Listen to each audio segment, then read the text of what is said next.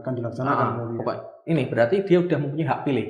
Berarti kan sebelumnya nggak punya hak pilih, keluar purnawirawan jadi mempunyai hak pilih. Purnawirawan. Iya, purnawirawan, maaf. Saya sering lupa nama orang, saya sebut terus itu.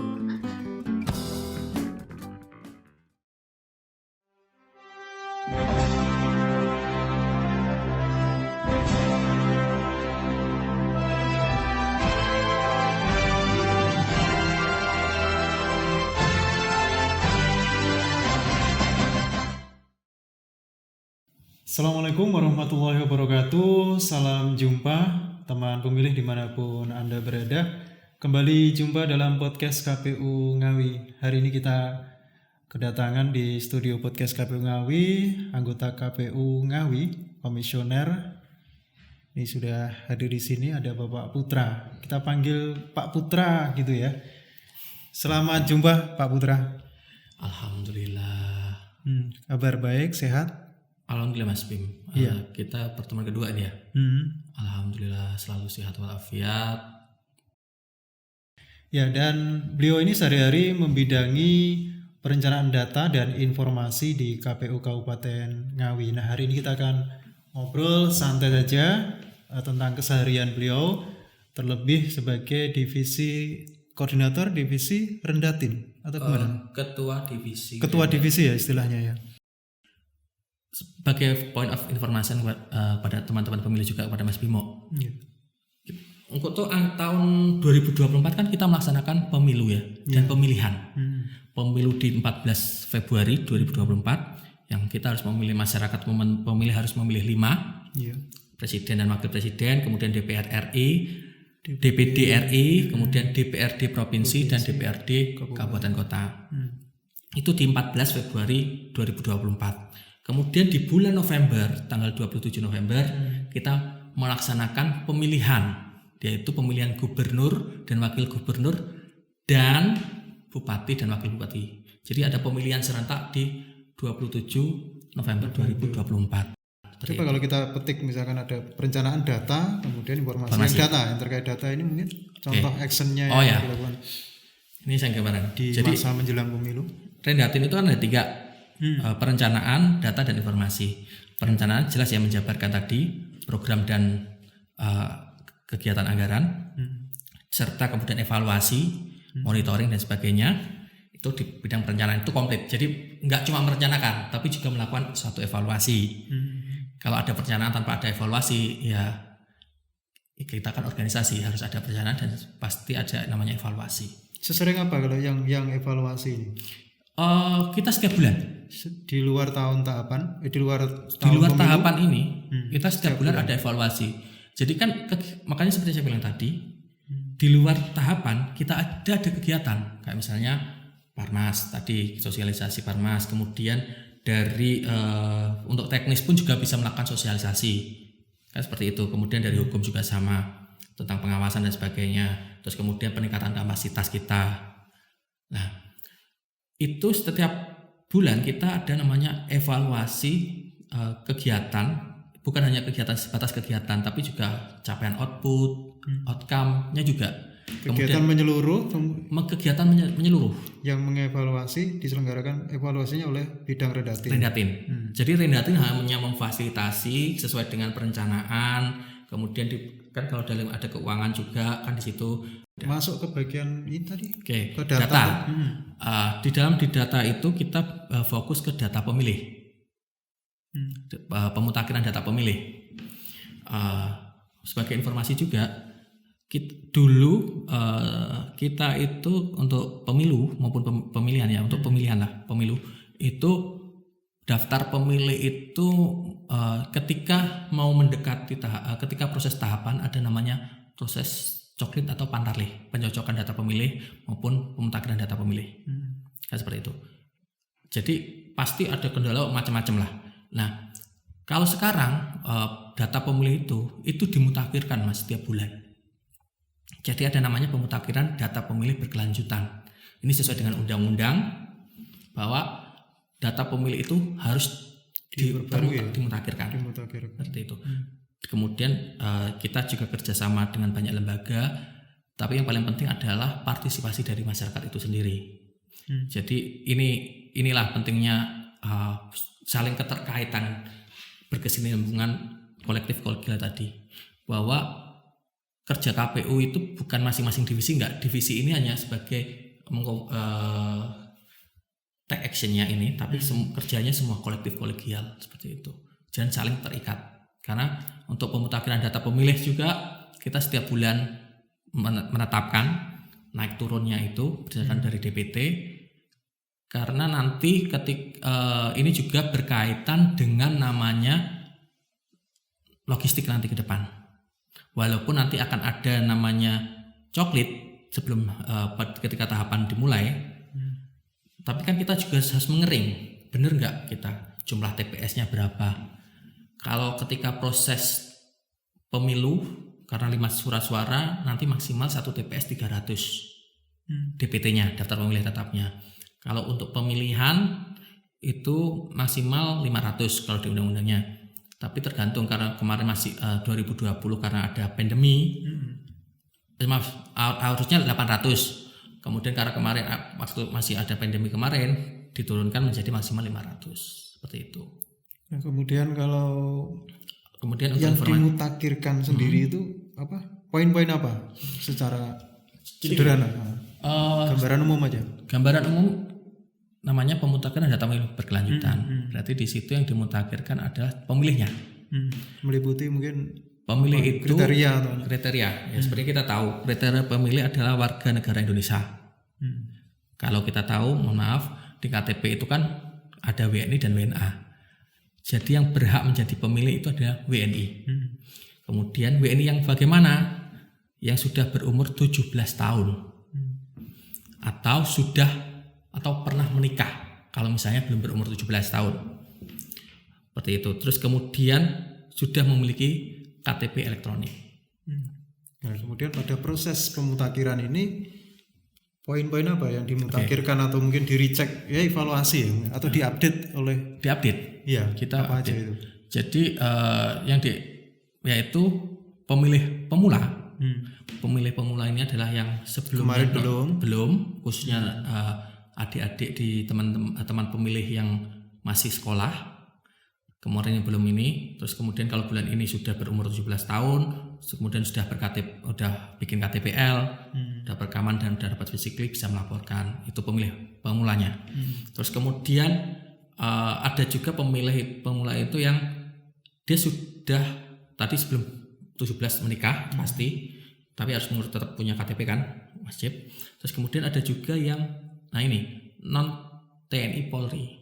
Jadi kan salah satu pemilih tadi kan 17 tahun WNI, sudah berumur 17 tahun atau sudah menikah, terus kemudian bukan merupakan personel aktif TNI Polri.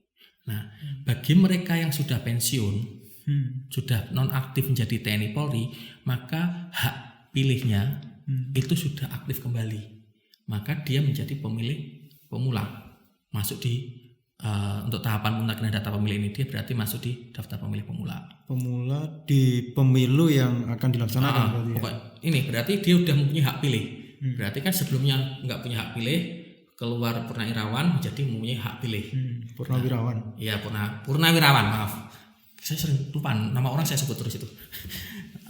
Itu untuk pemilih pemulanya.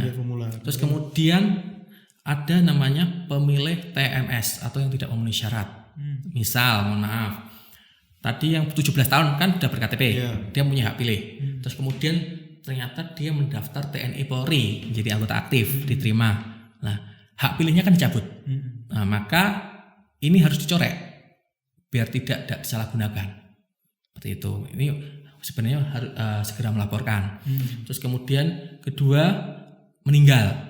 Nah, ini kasuistik banget ini. Nggak bisa melapor sendiri. Kan nggak bisa melapor sendiri. Nah, makanya pelaporan ini adalah partisipasi masyarakat, baik itu untuk diri sendiri maupun untuk orang lain. Nah, melaporkan, jadi teman pemilih itu bisa melaporkan untuk diri sendiri maupun untuk orang lain. Tapi harus disetting. Meninggal ya nggak bisa. Lah, makanya dia dilaporkan oleh orang lain. Nah, keluarganya atau tetangganya atau perangkat desanya itu bisa melaporkan. Bahkan misalnya teman-teman pemilih yang masih tadi pemula tiba-tiba mengetahui bahwa dia mempunyai keluarga yang sudah meninggal, mbahnya sebagainya, tapi masih terdaftar di daftar pemilih, itu bisa dilaporkan, bisa keluarganya melaporkan seperti itu. Terus kemudian pindah keluar dari Ngawi. Ya. Dia di Ngawi karena daftar pemilih itu basically-nya adalah ke TPS tadi di Ngawi, maka dia kan pindah, baik itu pindah ke Ngawi atau keluar desa, itu perlu dilaporkan. Bahkan kalau misalnya dia keluar pindah TPS, itu sebenarnya sebaiknya lapor, tapi itu masih dalam satu desa, masih aman lah kita bisa. Tapi kalau udah pindah desa, dia untuk memilih di tempat baru, dia harus melapor itu. Nah, ini lebih lagi kalau dia pindah ke kabupaten lain, dia di sini melaporkan bahwa dia sudah bukan pemilih di sini, tapi dia menjadi pemilih di lokasi baru, seperti itu pelaporan. Terus kemudian ada ini juga nanti langsung ke pengadilan sih sebenarnya, itu apabila dihilangkan hak pilih oleh pengadilan. Beda ya, kalau ada teman-teman pemilih, misalnya ada kerabat, ada orang yang mohon maaf di penjara, baik itu di LP maupun di penjara sendiri, ditahan lah maksudnya, itu belum tentu dihilangkan hak pilih. Yang bisa menghilangkan hak pilih itu hanya pengadilan, seperti itu. Sampai saat ini kami belum menemukan di Ngawi untuk yang dihilangkan hak pilihnya, seperti itu. Itu untuk TMS. Tadi menjadi TNI Polri harus lapor. Jadi meskipun ada status warga dari warga masyarakat menjadi warga binaan ya, kan di rutan atau di LP, ini juga dia hak pilihnya tetap masih memiliki hak pilih. Hak pilihnya tetap. Bahkan sebagai informasi juga, kalau dulu, mohon maaf, untuk teman-teman pemilih itu yang misalnya disabilitas mental, gangguan jiwa sebagainya, kalau dulu kan itu TMS, tidak memenuhi syarat. Kalau berdasarkan keputusan yang terbaru MK dan sebagainya itu kan itu boleh menggunakan, karena itu termasuk bagian dari disabilitas, seperti itu boleh. Terus kemudian satu lagi itu tadi TMS, yaitu ubah data.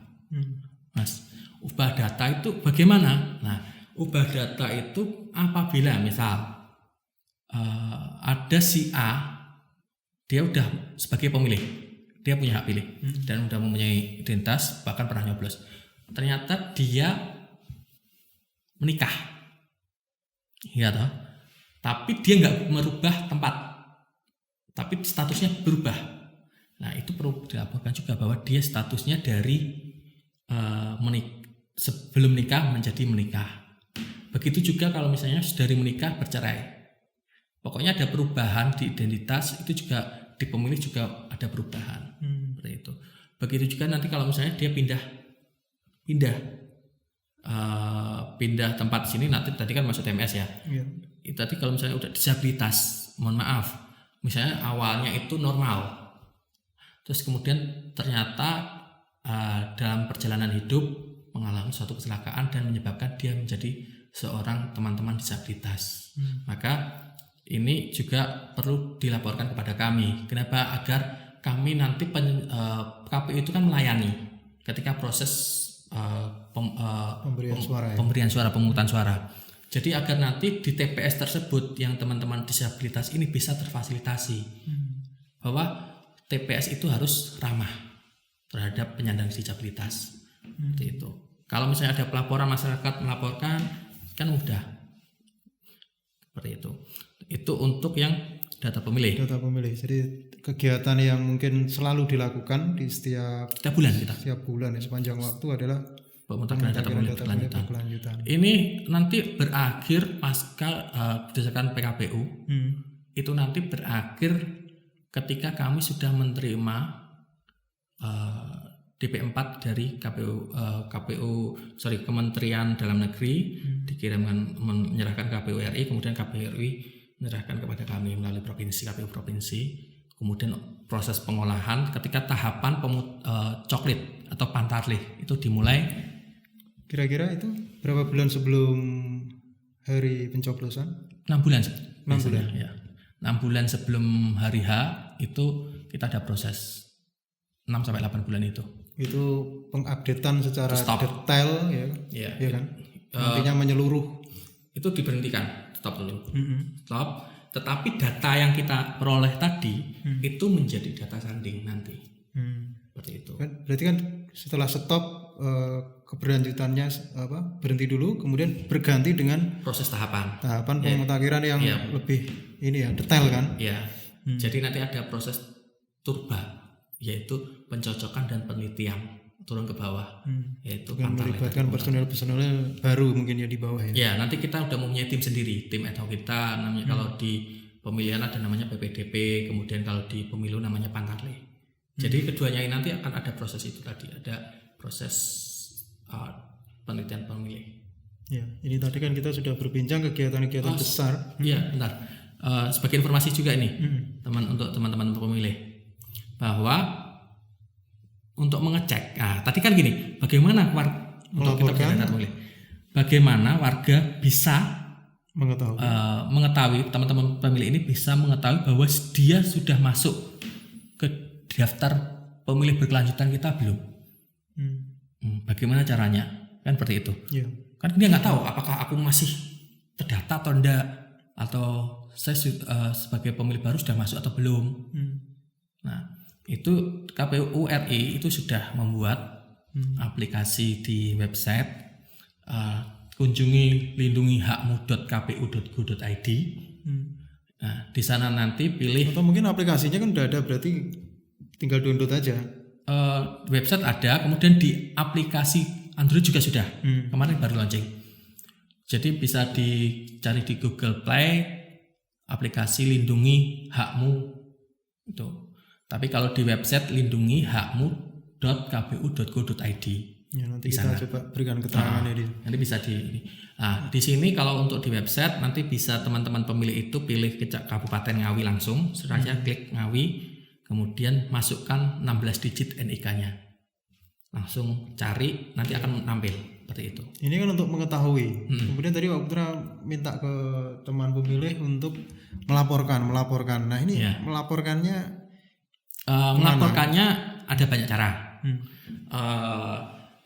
Untuk di KPU Kabupaten Ngawi bisa langsung datang ke helpdesk-nya kita. Di kantor kita juga ada di front office itu di depan. Kita menyediakan satu helpdesk untuk pemutakhiran data pemilih berkelanjutan. Kemudian bisa juga melalui website Google Form yang sudah kita buat, kita rancang.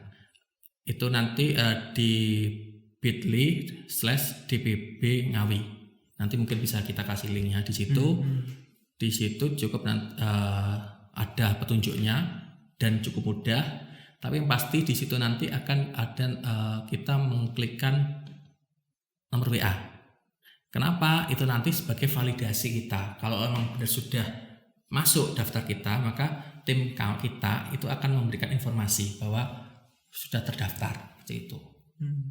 Untuk jadi kan seperti informasi publik kan ada feedback, ada masuk, berarti kita harus juga konfirmasi seperti itu. Bahwa data sudah diterima atau mungkin perlu tambahan data yang lain. Ya, itu ada di situ untuk memudahkan. Ini sebentar Mas, sebelum saya closing, jangan lupa cek data pemilih. lindungihakmu.kpu.go.id. Itu ya pesan. Ya. Kalau perlu install aplikasinya nggak apa-apa.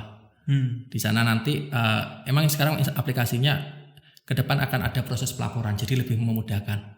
Kalau sekarang masih cross check. Ya. Semoga nanti diupdate lagi lebih bermanfaat juga bagi teman pemilih ya. Kemudian ada peran serta partisipasi masyarakat, semoga semakin valid ya. Lebih baik terus meningkat. Ya. Terima kasih teman pemilih, kita akan ketemu lagi pada podcast berikutnya. Terima kasih Pak Putra. Sama-sama Mas. Ini kita tidak menggunakan masker karena terus protokol kesehatan juga masih kita terapkan di kantor kita. Tetap terapkan protokol kesehatan. Terima kasih dan mari bersama sukseskan pemilu 14 Februari di tahun 2024. Terima kasih. Wassalamualaikum warahmatullahi wabarakatuh. Waalaikumsalam warahmatullahi wabarakatuh.